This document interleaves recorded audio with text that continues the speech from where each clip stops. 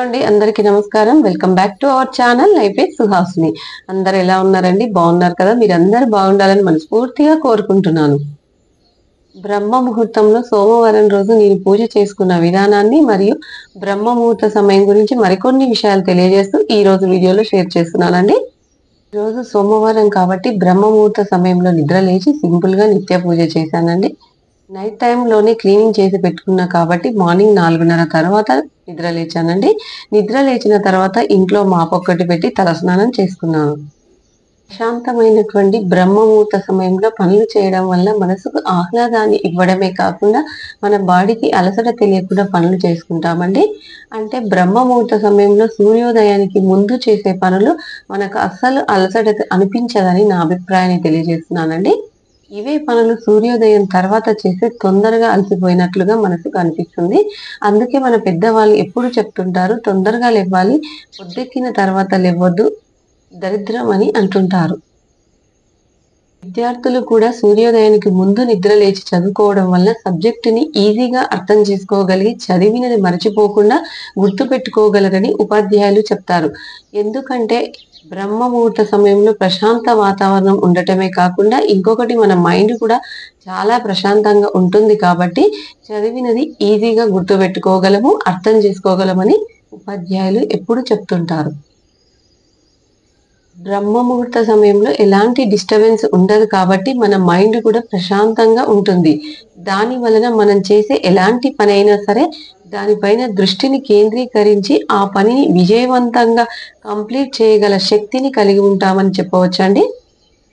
మన పురాణాల ప్రకారం బ్రహ్మ ముహూర్త సమయంలో బ్రహ్మదేవుడు, సరస్వతీదేవి ఆకాశంలో అంశపైన విహరిస్తూ ఉంటారని చెప్తారు.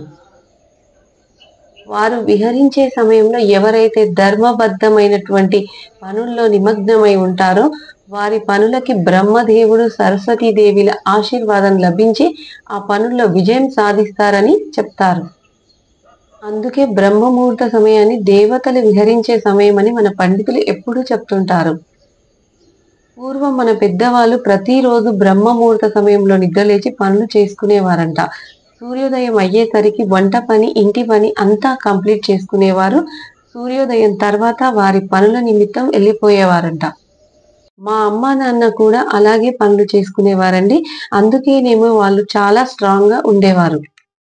మా అమ్మగారైతే తెల్లవారుజామున 4 గంటలకే లేచి పనులు చేసుకునేదండి. సూర్యోదయం అయ్యేసరికి అంటే 6 గంటల వరకు ఇంట్లో పని అంతా కంప్లీట్ చేసి తర్వాత వ్యవసాయానికి మా అమ్మ, నాన్న వెళ్ళిపోయేవారండి. మా అమ్మానాన్నలను చూసే బ్రహ్మ ముహూర్త సమయంలో నిద్రలేచి పనులు చేసుకోవాలనే ఇంట్రెస్ట్, ఇష్టం పెరిగాయండి నాకు. మా అమ్మ వాళ్ళు అంత పొద్దున్నే లేచి పనులు చేసి కూడా మళ్ళీ వ్యవసాయానికి వెళ్ళిపోయేవారండి. చాలా కష్టపడుతుండేవారు. రోజంతా పని చేసినా కూడా ఏ రోజు అలసిపోయినట్లుగా మాకు తెలియకుండా చూసుకునేవాళ్ళండి. నన్ను చాలా మంది అడుగుతుంటారు, కామెంట్ చేస్తుంటారు. అంత పొద్దున్నే ఎలా లేస్తావని, బ్రహ్మ ముహూర్త సమయంలో లేచి పనులు ఎట్లా చేసుకుంటున్నావని. నేను బ్రహ్మ ముహూర్త సమయంలో లేచి పనులు చేసుకుంటున్నానంటే దానికి ఇన్స్పిరేషన్ మా అమ్మా నాన్నలే అండి. మా అమ్మా నాన్నలు కష్టపడ్డ దాని ముందు నేను చేసేది చాలా తక్కువ అనిపిస్తుందండి. మా అమ్మా నాన్నలు లేకపోయినా వారు చేసిన పనులను ఇన్స్పిరేషన్ గా తీసుకొని చేస్తున్నందుకు నాకు చాలా తృప్తిగా ఉందండి. ఏది ఏమైనా బ్రహ్మ ముహూర్త సమయంలో నిద్ర లేచి పనులు చేసుకోవడం వల్ల ఆరోగ్యంగా ఉండటమే కాకుండా ప్రశాంతమైన జీవితాన్ని కొనసాగిస్తామని గట్టిగా చెప్పవచ్చని మాత్రం మళ్ళీ మళ్ళీ ప్రతి వీడియోలో ఇలా మెన్షన్ చేస్తున్నానండి. అలాంటి బ్రహ్మ ముహూర్త సమయంలో నిద్ర లేవడం విషయానికొస్తే 3 గంటలకే నిద్ర లేవాలని ఏం లేదండి. మన పనులను బట్టి అంటే బ్రహ్మ ముహూర్త సమయంలో పూజ చేయడానికి లేస్తున్నామా? లేదా మెడిటేషన్ చేయడానికి లేస్తున్నామా? లేదంటే ఏవైనా ముఖ్యమైన పనుల కోసమా అనేది మన పనులను బట్టి టైం మేనేజ్‌మెంట్ చేసుకోవాలండి. అయితే బ్రహ్మ ముహూర్త సమయంలో నేను పూజ చేసుకోవాలనుకున్నప్పుడు ముందు రోజు నైట్ చేసే పనులను కొన్నింటిని ఈ వీడియోలో షేర్ చేస్తున్నానండి. ముందు రోజు నైటే కిచెన్ అంతా క్లీన్ చేసి పెడతాను. అన్నపూర్ణాదేవి కొలువుండే చోటు వంటగదిని అంటారు. అలాంటి వంటగదిని ఎప్పుడూ పరిశుభ్రంగా ఉంచుకోవాలి. నేను వంట చేసిన తర్వాత డైలీ అయితే నార్మల్‌గా క్లాత్‌తో తుడిచిపెడతానండి. పూజ చేసేటప్పుడు మాత్రం కంపల్సరీ స్టవ్ కడిగి కిచెన్ అంతా క్లీన్ చేస్తాను. స్టవ్‌ని శుభ్రంగా కడిగిన తర్వాత పసుపు, కుంకుమలతో అందంగా అలంకరిస్తానండి. స్టవ్ ముందు చిన్న ముగ్గు కూడా వేసుకుంటాను. పూజ చేసిన తర్వాత యథావిధిగా ఇల్లంతా సాంబ్రాణి వేస్తాను కదండీ! అప్పుడు కిచెన్‌లో కూడా సాంబ్రాణి వేస్తాను. బ్రహ్మముహూర్త పూజ చేసుకునేటప్పుడు ముందు రోజు నేను చేసుకునే ఇంకొక పని రాగి చెంబుని సిద్ధంగా పెట్టుకోవడం అండి. లక్ష్మీ కటాక్షం కోసం రాగి చెంబుని ఇంట్లో పెట్టుకుంటాం కదండీ! ఆ రాగి చెంబుని శుభ్రంగా కడిగి క్లీన్ చేసుకున్న తర్వాత వాటికి కావాల్సిన సామాగ్రి అంతా రెడీగా చేసి పెట్టుకుంటాను. పువ్వులతో అలంకరించడం మాత్రం బ్రహ్మ ముహూర్త సమయంలోనే చేస్తానండి. రాగి చెంబుని ఎలా పెట్టాలి అని వీడియో చేశానండి. అవసరం అనుకునే వాళ్ళు, ఇంట్రెస్ట్ ఉన్నవాళ్ళు 'లైఫ్ ఈజ్ సుహాసిని' యూట్యూబ్ ఛానెల్‌కి వెళ్లి తప్పకుండా చూడండి.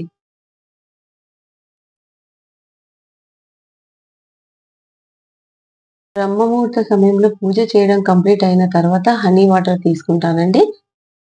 హనీ వాటర్ తీసుకున్న తర్వాతనే వంట పని స్టార్ట్ చేశాను. హనీ వాటర్ రోజు తీసుకోవడం వల్ల మనకి రిఫ్రెష్ అయినట్లుగా ఉండటమే కాకుండా ఎనర్జీ వస్తుందండి. అందుకే డైలీ నేను హనీ వాటర్ తీసుకుంటాను.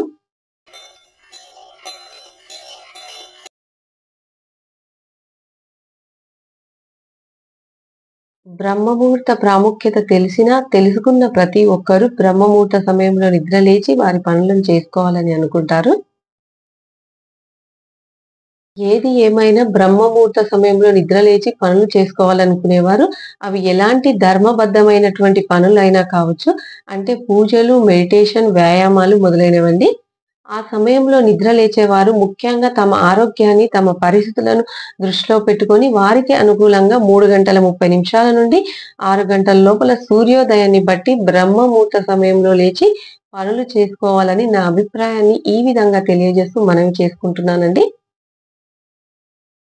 బ్రహ్మముహూర్త సమయంలో పూజలు చేసే అదృష్టాన్ని, దానికి కావాల్సిన శక్తి సామర్థ్యాలను, అనుకూలమైన పరిస్థితులను ఆ భగవంతుడు మనకిచ్చాడంటే, ఆ విషయాన్ని మన అదృష్టంగా భావించి, దాన్ని దైవ నిర్ణయంగా అనుకోవాలని నా అభిప్రాయాన్ని ఈ విధంగా మీకు షేర్ చేస్తున్నానండి. బ్రహ్మముహూర్త ప్రాముఖ్యత తెలిసినా, తెలుసుకున్న ప్రతి ఒక్కరూ బ్రహ్మముహూర్త సమయంలో నిద్ర లేచి వారి పనులను చేసుకోవాలని అనుకుంటారు. ఏది ఏమైనా బ్రహ్మముహూర్త సమయంలో నిద్ర లేచి పనులు చేసుకోవాలనుకునేవారు, అవి ఎలాంటి ధర్మబద్ధమైనటువంటి పనులైనా కావచ్చు. అంటే పూజలు, మెడిటేషన్, వ్యాయామాలు మొదలైనవండి. నిద్ర లేచేవారు ముఖ్యంగా తమ ఆరోగ్యాన్ని, తమ పరిస్థితులను దృష్టిలో పెట్టుకొని వారికి అనుకూలంగా ఆలోచించుకొని పనులు చేసుకోవాలని నా అభిప్రాయాన్ని తెలియజేస్తున్నానండి. చూసారు కదండీ! బ్రహ్మముహూర్త సమయంలో నేను సోమవారం రోజు పూజ చేసుకున్న విధానము, మరియు బ్రహ్మముహూర్త సమయం గురించి నాకు తెలిసిన కొంత ఇన్ఫర్మేషన్‌ని మీతో ఇలా షేర్ చేసుకున్నానండి. తప్పకుండా ఈ వీడియో మీకు నచ్చుతుందని కోరుకుంటూ, అందరూ ఆయుర ఆరోగ్య అష్టైశ్వర్యాలతో వర్ధిల్లాలని మనస్ఫూర్తిగా ఆ పరమేశ్వరుని ప్రార్థిస్తూ, మీ life is Suhasini. Please subscribe, like and share. ధన్యవాదములు.